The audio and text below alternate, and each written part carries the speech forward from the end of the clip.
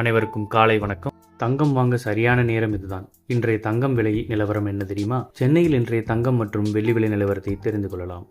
December மாதம் தொடங்கியது முதல் தங்கம் விலை ஏற்ற இறக்கத்துடன் இருந்து வருகிறது.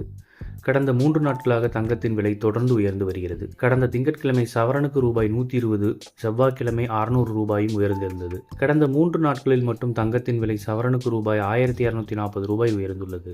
நேற்று 11/12/2024 22 கேரட் ஆபரண தங்கத்தின் விலை ரூபாய் 80 அதிகரித்து 1 கிராம் தங்கம் ரூபாய் 7285க்கும் 1 சவரன் ரூபாய் 58,280க்கும் விற்பனை செய்யப்பட்டது.